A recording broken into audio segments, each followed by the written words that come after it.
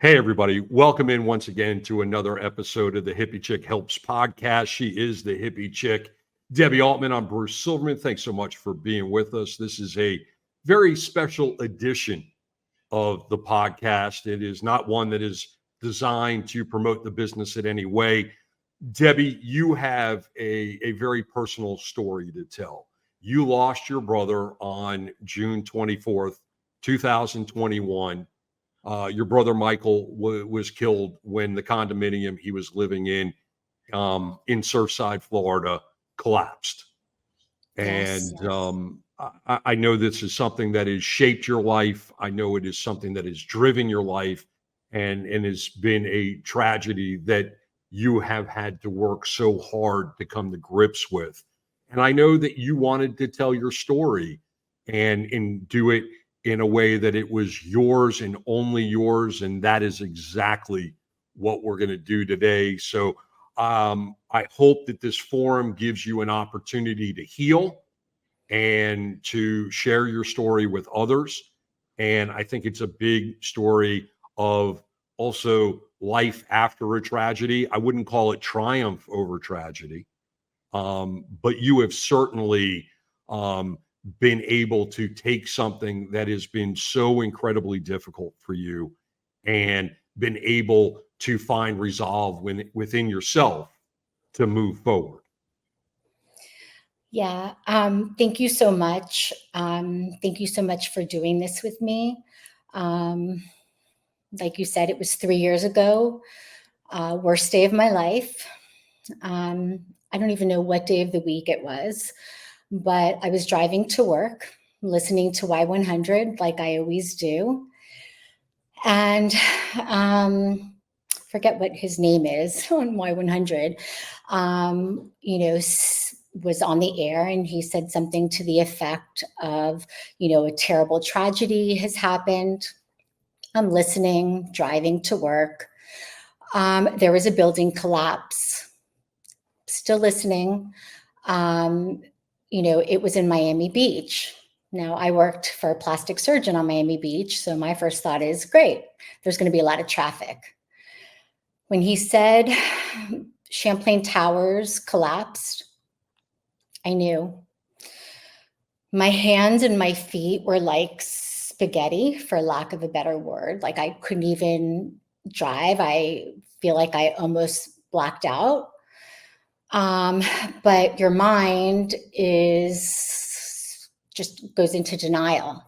So I knew that there were two Champlain Towers. There was a north and a south, but I knew by the address which one it was. So I'm in my car driving, really not sure how I'm even driving, Googling Champlain South to see which, building it was. When I received confirmation that it was indeed, my brother's building, again, you're just like, okay. I was in my car, so I have no visual reference. As I'm driving to work, I start texting, calmly, my brother, hey, Michael, I hear, something's, wrong with the building, or there was some damage in the building. Give me a call. Tried calling him, no answer. My kids, my father, my mother. I finally get to work. I don't even know how I got there. I went upstairs and I was in shock and in denial. I remember going to my computer, and that was the first and only time that I watched the collapse. Made me sick to my stomach. I knew my brother lived on the 11th floor, and his apartment faced the beach. When they showed it on the news, I remember seeing a crib. Obviously, it didn't belong to my brother. The building had 11 floors plus a penthouse. So there was a crib on the balcony. I didn't know what to do. I was like, everything was pulled from under me. I am like, okay, I need to go home. At that point, I had finally reached my father, reaching out to all the emergency rooms to find out if there, were any bodies recovered or any victims that were coming in, and nothing. Friends were calling me. It was becoming overwhelming. So I started to kind of share some of the information just in hopes that, we would receive something. What everyone witnessed on that day and the collapse was the least of it. We were fortunate. They found my brother on the 5th day. He was number 11. The days leading up to when they found him were horrific. There were fires and there were floods, preventing rescuers from reaching people. I think it was like the 2nd or the 3rd day, we decided as a family to go. There was a supposed memorial that had been erected for the victims, and people were congregating there. And supposedly it was supposed to be a safe place for families. When we got there, we were hounded by journalists, one in particular who was in our faces, who I later found out worked for Jewish Federation or Federation Services, which is crazy because most of the people in that building were Jewish. I asked her to respect our privacy. She did not. She kept posting pictures and taking pictures. I said, I know that this is a national event, but please just give us 5 minutes to take this in. We had just arrived there and she's flashing in our faces. The mayor at the time was on his bicycle scooter, I don't know, blocks away. I don't know what he was doing. When we finally ran into him, we asked him to please ask the photographer to stop taking pictures of us, and later found that she was harassing a lot of the other victims' families. We went to a hotel that was supposed to be the congregating place for the families, a safe place. People were screaming and fainting, passing out in the hallway. They shove us in an elevator. We go upstairs. It's all the families. Some of them were already being alerted that they had found family members. Some, they hadn't found them yet, and they were just trying to offer support and, lean on one another. You said your brother was victim number 11 that was identified, and that was on the 5th day. When did your family realize that Michael most likely was in the building at the time? Was there any point between finding out when you were driving to work and that 5th day where you were holding out any hope that he wasn't home, and just it was Of strange course. that you couldn't get a hold of him? Of course. I mean, your mind always, goes to that. He's safe. Even when I spoke to my father and my dad's like, I don't know why he wouldn't borrow someone's phone and text us. I was still in my mind thinking, that's my dad just being, we're going to find him. Our minds are very powerful, and, they provide, I guess, comfort and support until we're able to really process something. But, after the 1st or the 2nd day, when his kids couldn't get a hold of him and my parents couldn't get a hold of him and I couldn't get a hold of him, it was pretty apparent that he was in the building. It also collapsed at 1:41, I think, in the morning. It was definitely an avoidable tragedy, but I was not going to focus on anything because it wouldn't have changed it. I was going to take that and try to process this and try to do something with it. When you were notified that your brother was identified, how did you get that information, and what was your reaction? So, most people won't know, or when it came to identifying, the victims, it was a collapse, obviously. And they called us when they made an identification of the body. I don't know what condition it was in. We really don't want to know, but we were, relieved. They allowed the families to go first, to be told. They called us. My dad went with my nephews to that hotel on Miami Beach where, it was kind of headquarters for the Surfside victims' families. And they went into a private room. Ironically, one of my brother's best friends from childhood worked for Jewish Family Services, and she was in the room with my father and his two boys to offer them comfort and support. And she knows who she is, and I'm forever grateful to her for being there.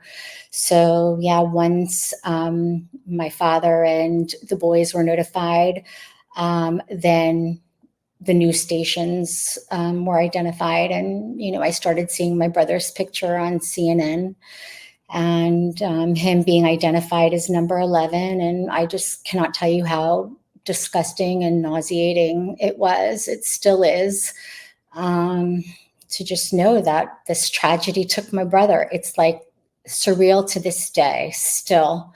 I don't think, you ever just get over that, because it was such a public event. And, like my nephew said, 98 people were one of them. We're one of the families. So Let's talk about your brother. Let's talk about Michael. mm, Because I think that's going to probably bring a smile to your face. yeah, always does. So let's do that. What was Michael like? Just incredible, kind, good-hearted. He was a great father to his boys. They loved him so much, and he was always there for them, for me, for my parents. His friends loved him. You could always count on him. And what's the hardest is that, he, like most of us in our lives, struggled with moments where depression, anxiety. And right before the tragedy, he had finally really gotten to a place where he was happy and whole and enjoying his boys. He started dating again. His self-confidence was soaring. He started his first 5K. I was so proud of him, and honestly miss him so much, because, now my children and his two boys are adults. And I wish he was here to, watch them thrive, and to get to enjoy life with me, as adults, single adults, in the dating world. He was my best friend and my anchor, and I miss him so much. It's like there's still moments when good things happen that I'm just like, I'm gonna, and kind of forget that they're not around. But I want to say that he's around me. I don't know if that's rainbow and sunshine thinking, but I do feel his presence. And I know he would be proud of me and his boys and my children in the way that they have overcome this tragedy and really try to live life. And that's what I do every day. It's not only that, now I'm living my life for myself, but I'm living it for him. At 55, I've already lived 5 years longer than my brother did. So that is something that is not lost on me at all. When you think back over the last 3 years and what you personally have gone through to get to the point that you are right now, you and I have talked in the past about living in a fog, not really having a sense of what takes place over a period of weeks or months or even years. Um, do you feel at this point you've gotten at least to the point where you're no longer in a fog? Oh my God, yes. And what's crazy about it is you don't even know you're in a fog. I think that a lot of the reason for that is because it was such a public event that as a family, we were so hounded by so many people that you kind of really had to shut it down. And we did. We relied on one another. We did things together. We tried to uplift one another. A lot of people reached out. I don't even I have no concept truly of who reached out when. We were just doing whatever we could to get by. And some days it was my mom that needed the support. Some days it was my dad. Some days it was all of us. It was just honestly, and I know you and I have spoken about it, I think that it was truly like after my daughter's wedding, because we did have that, wonderful event, that I started kind of like feeling some surface beneath me. I started doing a lot of work on myself. I worked with a therapist. I started weight training, which gave me a lot of my power back. You feel so helpless in situations like that, just so out of sorts, and just so that really, helped me. And, obviously, cannabis was a big, big factor in that. I think that, I might have used Klonopin the day of the funeral, and that was it. And I'm grateful for that, because I think that that's what helped me come out the other end, because I was able to process things and not just numb out. I lost my train of thought. It's okay. It's okay. This is a lot. Look, most people don't get through life unscathed, right? So we know that. Most people would not lay themselves bare the way you are right now in telling your story and in your truth. And most people will you know what? It's interesting. As I was about to say that, I thought about this. You talked earlier about how you and your family wanted your privacy in that moment. And now, 3 years later, now here you are laying yourself bare publicly. What do you think has been your journey that you went from please respect our privacy to okay, I'm ready to tell you what I was thinking, feeling, going through? Because a lot of people will go through this journey and never take an opportunity to tell it publicly. They'll tell their friends, maybe clergy, a therapist, but not potentially 7 billion people. Yeah, honestly, we're coming up on the 3-year anniversary. So obviously that is a factor. You always go through, at least for me, prior to the date of June 24th, it's like your body just anticipates it. Even in doing this interview, I thought I was ready, and I literally was sweating and shaking, and my body just had a really terrible physical reaction. I need to do this for myself. That's the contributing factor. It is really important for me to tell my story. That's something that I worked on with my therapist. I had to be ready to do that. I think that anytime that I meet somebody and, I get to know them and they find out about, that my brother died in Surfside, there's always something that goes through their mind. And I hate that. It's because it was such a public event. So for me, in order to, eliminate that, because I am in a place where I am so grounded, I'm just going to put it all out there. We all witnessed it. We all saw it.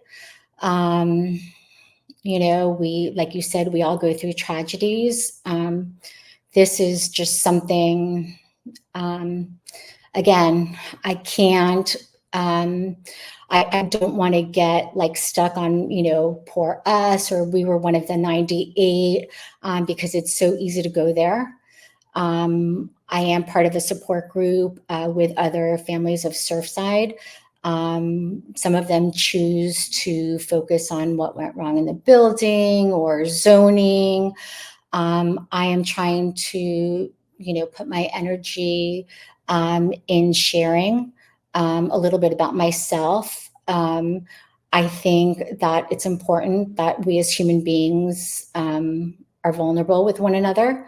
Um, Appearances aren't always what they are. We all go through things. And I needed to share this story. It's been inside of me.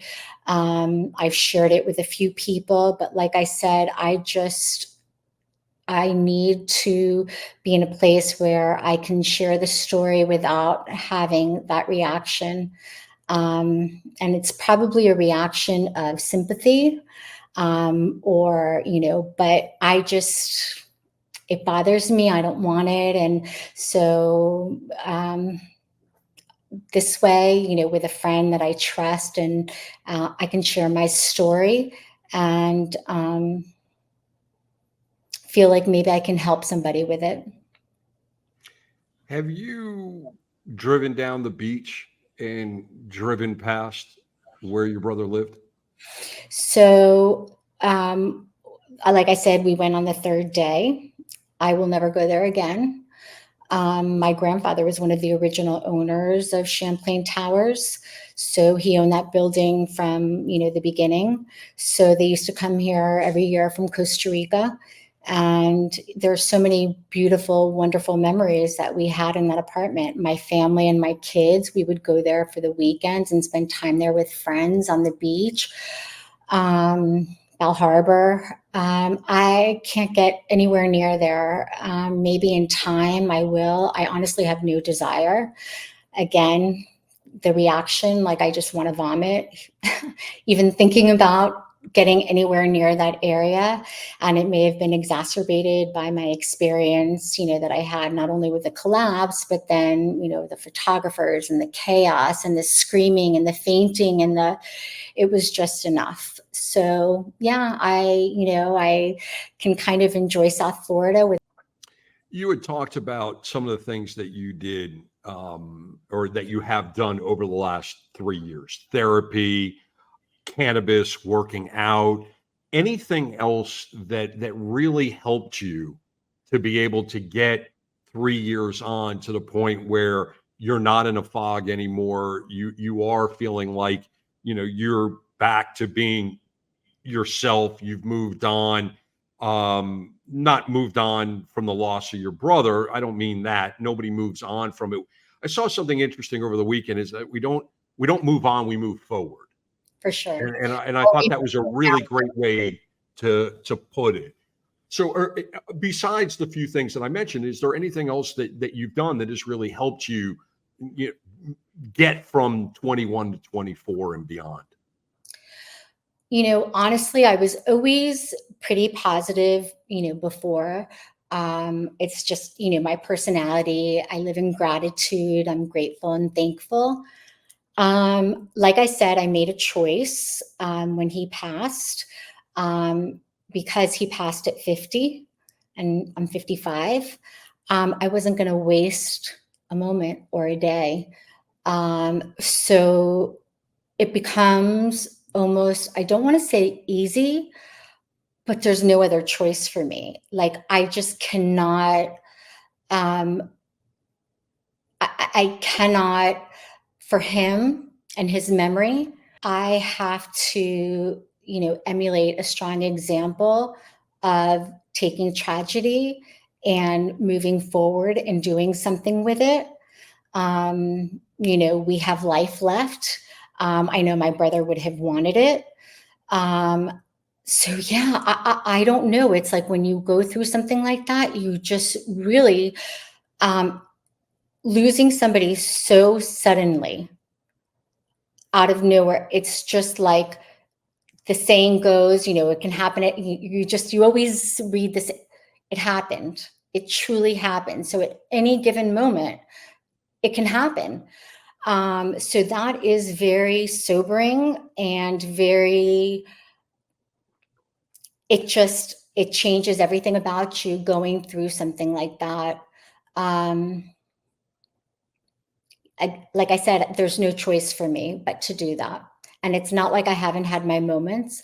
It's not like I haven't had, days where I'm in bed and crying and depression. And, my family has gone through that, and screaming and anger and all of the emotions that you go through when someone dies. I want to make sure that people understand that, you definitely go through all of that. But the choice was to come out of that. Grief is different for everybody. And I am not, one to say, but I just, again, maybe it's because I don't have another sibling and I have my children and my nephews to take care of, that it's like, okay, it's almost like a motherly instinct. Okay, just move forward and, and try to make the best of life and try to enjoy and really appreciate each other and small moments in life and gratitude. And yeah. Let's talk about your parents and how they were affected, how they handled things 3 years ago, and how they're handling things now. I don't want to go too much into that. It's a given, like you said, any parent losing a child, it's just devastating. I think that they rely on each other for strength. We try to provide it as much as we can as a family, and everyone contributes and chips in. But it's not something that they have really been able to recover from. Makes it difficult, for sure, because it's a double whammy. I thought I'd be doing this with my brother, so it's a lot of pressure and responsibility on me, and unfortunately, my children and my nephews just to see that. But from the beginning, we're going to do this together and really try to support one another. You and I have known each other for a while, so we've talked about the different processes that you've gone through over the last few years. And one of the things that I've noticed about you is how much work you put in to get to where you are now. Again, grief is so personal to each person and each member. It hurts me to see my father in so much pain, and my mother, and my nephews and my children. And there's, nothing that we can do but stand there and, sit with them in their pain and just offer them space. And that's truly like all that we can do, is just offer people space to listen, to support, to be there, and to love them. It's very cliche, but people say life goes on. And in your particular case, in your life, in your family, life has gone on. I believe that at least one of your nephews, if not both of them, graduated college Yes, since then. yes, And your daughter got married. yes. And you mentioned you now have a grandchild, which means that Michael would have had a grandnephew. So beautiful. Just to share a beautiful spiritual story, because I am, super spiritual, which helps ground me too. So when my daughter found out that she was pregnant, and then she found out she was having a boy, that was just, incredible for us, and, for the family, that life goes on and you move on. And, there's joys and there's beautiful things. And I think that, he was watching and he was there because, like I said, they were, he always said, she would always ask him, Michael, when are you going to get married? I want to be your flower girl. So, yeah. You carry Michael with you, obviously, in your heart every day, but you also got a tattoo. Yes. So let's talk about that a little bit. I love Why did you feel that you needed to put his name and wings on your arm? So he's my angel. And I wanted to have him close, and I put him on my left arm because it's closest to my heart. And this way it was a reminder to me, if whenever I lost faith that he was around me or near me, that, confirmation, that he was here in the angel wings because he's my angel and he's around me. So again, wishful thinking, I don't know, but that's what I'd like to think.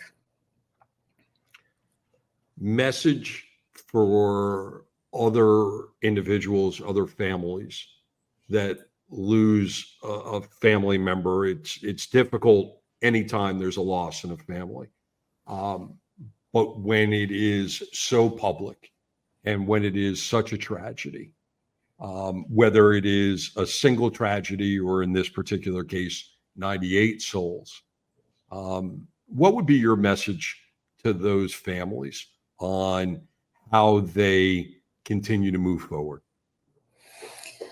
It's really hard for me to say, like, I don't want to overstep. And we have friends and family members that lose friends and family members.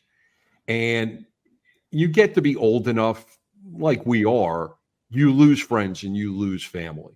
And when it is because of illness or something else, you kind of know people who have been in that position.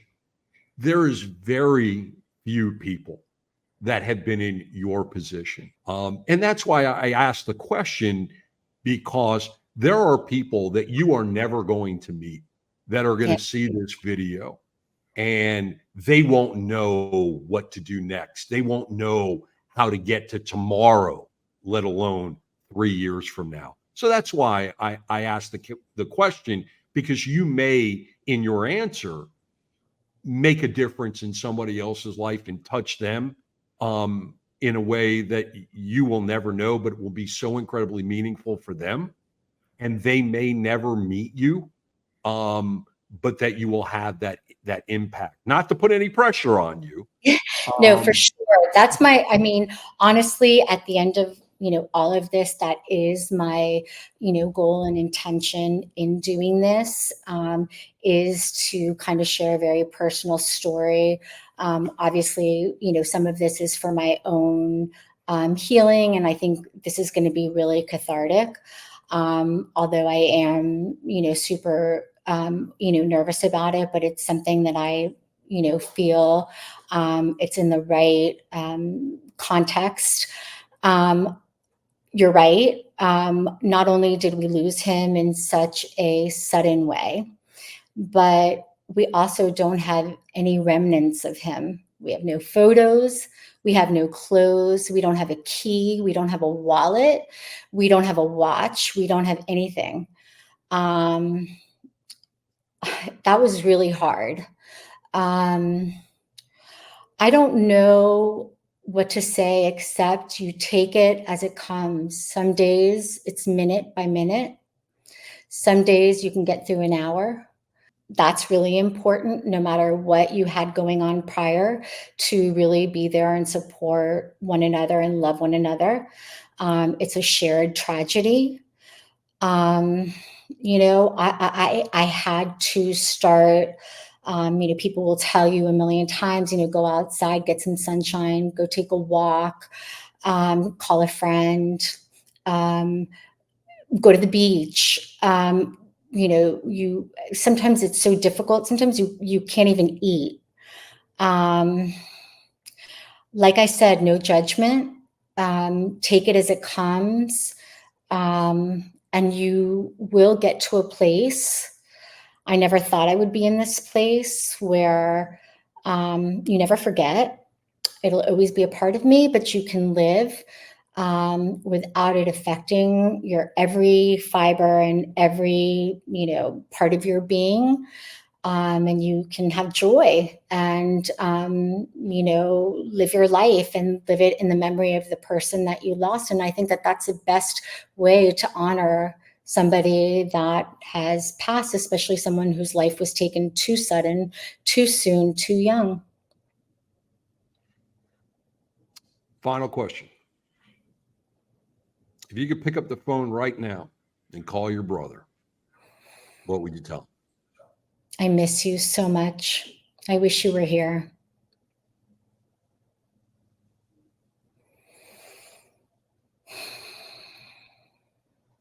So much more, but that's really like, I love you.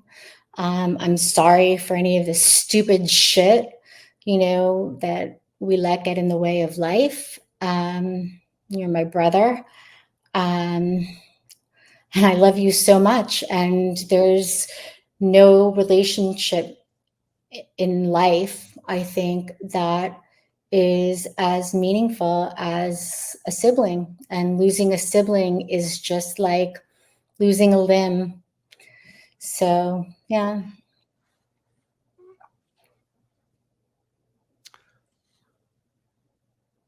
When you and I started planning out your podcast, never did I think that you were going to want to do an episode on this. And I remember we finished your first episode and you said, I want to do this. I want to tell my story. And I understood why you wanted to do it. And I will simply say that I thank you for trusting me to help you tell it. It means a lot. Thanks. And I don't normally, not normally at a loss for words, but at this point, I think I am. And all I can say is how incredibly, and it's so cliche, and I don't even want to use, I don't even want to really use the word, but I can't think of a better one. How incredibly brave it was for you to lay yourself bare. Because as we talked about at the beginning of this conversation, most people wouldn't. But I understood why you wanted to do it. And a lot of what we've talked about today have been things that we've talked about privately. And the fact that you wanted to share it with others, there is a sense of bravery in there, and a sense of no fear in there. And I really hope that as people watch this and digest this, that the response that you get is positive and supportive, and that any sense that you are trying to capitalize on your brother or anything else is left out of the conversation. And it is so painful for me to even say that, and I purposely didn't say it at the beginning of the conversation. But I really hope that people will take this conversation and your words and your emotions and your story at the face value that it belongs, and no more than that, because I know you, and I know the giving, loving person that you are, and that you're authentic and altruistic, and that you wanted to share this story in the hopes that it will help even one person overcome anything. Not even a loss of a sibling, but just anything in their life, that this could be motivating, that you know you can put one foot in front of the other, and move forward. And I hate that in our modern times that even has to be a footnote in a conversation like this. No, for sure. I definitely thought about it. Um, there's nothing that I can do for people like that. If it didn't come through in my story, um, I'm just not even going to entertain that. This was for me. I needed to share the story. And like you said, if I can help one person move forward or move ahead, then it was worth it.